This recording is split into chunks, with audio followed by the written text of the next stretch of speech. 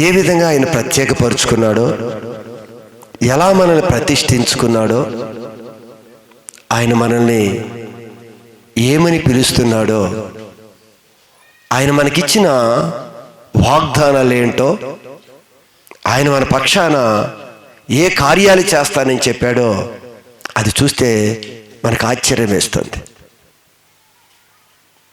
అంతగా ప్రేమించాడండి ఆయన. ఏమంటున్నాడు తెలుసా ప్రభు మన గురించి? ఈ 3 దినాలు ఆయన సన్నిధిలో ఉన్నావు కదా, ఆయన ఎవరో ఇంకా మనకు అర్థం కాలేదు కదా, ఆయన ఏం చేస్తాడో మనకు అర్థం కాలేదు కదా. ఒకసారి లేఖనాల్లో చూడండి ఆయన ఏం మాట్లాడుతున్నాడో. యెషయా గ్రంథము 41వ అధ్యాయాన్ని ఒకసారి మనం చూద్దాం. యెషయా గ్రంథము 41వ అధ్యాయము 9వ వాక్య భాగం నుండి ఒకసారి మనం మాటలు జ్ఞాపకం చేసుకుందాం.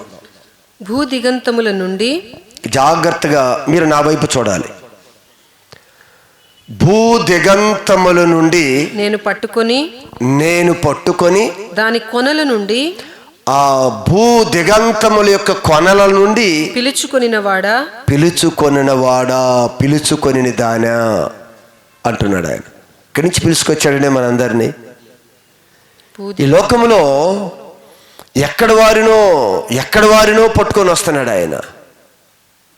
భూదిగంతముల నుండి నిన్ను పట్టుకొని దాని కొనల నుండి పిలిచినవాడా, అక్కడి నుంచి పిలుచుకొచ్చాడు మనల్ని. అసలు నీ ప్రత్యేకత ఏంటో ఎప్పుడైనా ఆలోచించావా? అసలు మనం ఎక్కడి నుండి ఎక్కడికి వచ్చామో, అసలు ఈ ప్రదేశంలోనికి రావటానికి మనకి ఏమైనా అర్హత ఉందా? ఆయన మనందరిని ఎక్కడి నుంచి తీసుకొని వచ్చాడు? మనం ఏమై ఉన్నాం గతం? ఇక్కడ అదే విషయాన్ని దేవుడు మాట్లాడుతూ ఆయన చెప్తాడు. భూదిగంతముల నుండి నేను పట్టుకొని దాని కొనల నుండి పిలుచుకొనినవాడా, దానిని కొనల నుండి పిలుచుకొనినవాడా పిలుచుకొనినదానా, నీవు నా దాసుడవనియు నీవు నా దాసురాలనివియు, నేను నిన్ను ఉపేక్షింపక ఏర్పరచుకొంటిని. ఎందుకు ఉపేక్షించాలి మనల్ని? దేవుడు ఎందుకు అపేక్షించాడు? ఎందుకు మనల్ని ఉపేక్షించటం లేదు? మనం ఉపేక్షించదగిన వారిమా? దేవుడు అపేక్షించదగిన వారిమా? మనం అంటే దేవుడు కోరుకున్నదగిన వారిమా? దేవుడు త్రోసివేయే స్థితిలో ఉన్నవారిమా? మనం గమనిస్తే దేవుడు కోరుకొని చేర్చుకునే స్థితిలో మనం లేవు. ఆయనంట ఎక్కడెక్కడో అక్కడొకరిని ఎంచుకొని పిలుచుకొచ్చాడండి. అసలు నువ్వు ఏ రోజైనా అంత మహాదేవుని నన్ను పిలిచాడే అనే ఆనందము ఎప్పుడైనా నీలో ఉందా? ఆయనంట ఉపేక్షించలేదంట నిన్ను. పాపములో ఉన్న మనల్ని చూసి, అపవిత్రతలో ఉన్న మనల్ని చూసి, మూర్ఖత్వంలో ఉన్న మనల్ని చూసి ఉపేక్షించలేదు, అపేక్షించాడు, కోరుకున్నాడు మనల్ని. మరి ఏముందని మరి కోరుకున్నాడు ఆయన? ఎప్పుడైనా ఒకసారి మీరు ఆలోచన చేయండి.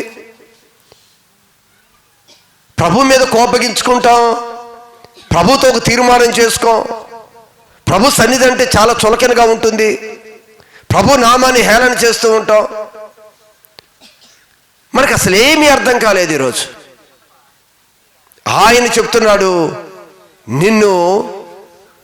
నువ్వు నా దాసుడువనివి, మనలంట ఉపేక్షింపక ఏర్పరచుకొంటిని, మనందరినీ చేర్చుకొంటిని అని నేను నీతో చెప్పి ఉన్నాను. మనలో ఎవరిని త్రోసివేయకుండా మనందరినీ చేర్చుకున్నాడు ఆయన.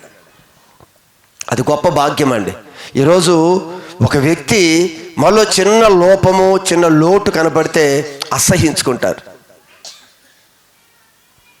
రకరకాలుగా మాట్లాడతారు, క్షమించే మనసు ఉండదు, చాలా చేదరించుకుంటారు.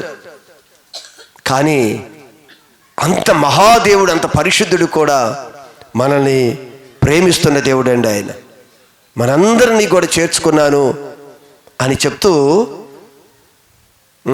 నీకు తోడై ఉన్నాను, నేను నీకు తోడుగా ఉన్నాను. భయపడ- చూడండి, పిలిచిన దేవుడు ఏమంటున్నాడో తెలుసా?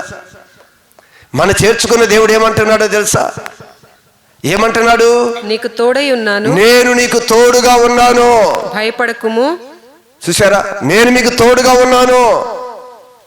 లోకంలో నుంచి ప్రత్యేకంగా నేను తీసుకొచ్చాను కదా, లోకంలో నుంచి ఒక ప్రత్యేకమైన గుంపుగా నేను తీసుకొచ్చాను కదా. నువ్వు ఏమంటున్నాడు? నేను నీకు తోడై ఉన్నాను, నీకు తోడుగా ఉన్నాను, భయపడకుము. భయపడవద్దు, నేను నీ దేవుడినై ఉన్నాను. నేను నీకు దేవుడుగా ఉన్నాను. హల్లెలూయా, హల్లెలూయా. భయపడవద్దు. నిజంగా దేవుడు, నువ్వు ఆరాధించే దేవుడు ఎవరో ఒకసారి నువ్వు ఆలోచించే. భూ దిగంతము నుండి తీసుకొచ్చాడంట ఆయన.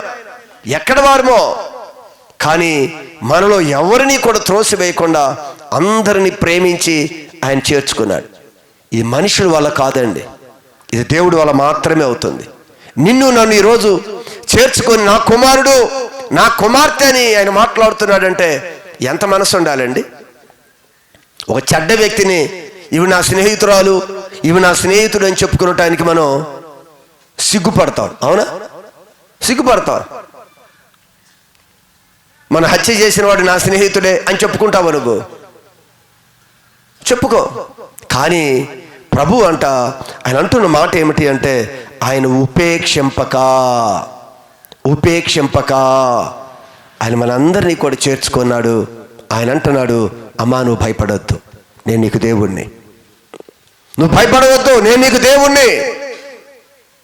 ప్రతిష్ఠించుకుంటే దేవుడు కుమారుడు, దేవునికి కుమార్తె ఎలా ఉంటారో నీకు అర్థమవుతుంది. నువ్వు దేవుడిని ప్రతిష్ఠించుకొని చూడు.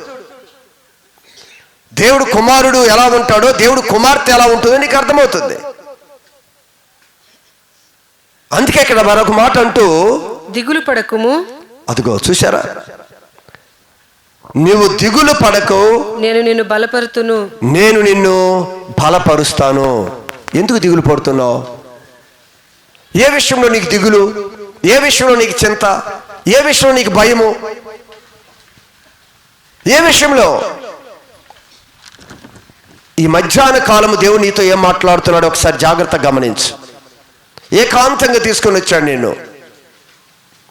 ఆయన చక్కగా ఒక విషయాన్ని తెలియజేస్తూ ఉన్నాడు. ఏదో కోల్పోయానే, ఊర్లో ఆడంబరాలు ఉన్నాయి, సంబరాలు ఉన్నాయి, అన్నీ విడిచిపెట్టి వచ్చానే, అక్కడ మంచి మంచి వంటలు ఉన్నాయి, మంచి మంచి స్నేహితులు వచ్చారు, బంధువులు వచ్చారు, బోల్డ్ ప్రోగ్రామ్స్ ఉన్నాయి అని నీ మనసంతా అటు వెళ్ళిపోతుందేమో. శ్రేష్టమైన దేవుడి సన్నిధికి వచ్చాం, విలువ కలిగిన దేవుడి సన్నిధికి వచ్చాం, పేరు పెట్టి మనం పిలుచుకున్న దేవుడి సన్నిధికి వచ్చాం. నీ దేవుడిని భయపడవద్దు, నువ్వు కృంగిపోవద్దు, నువ్వు అధైర్యపడవద్దు, నువ్వు చింతించవద్దు.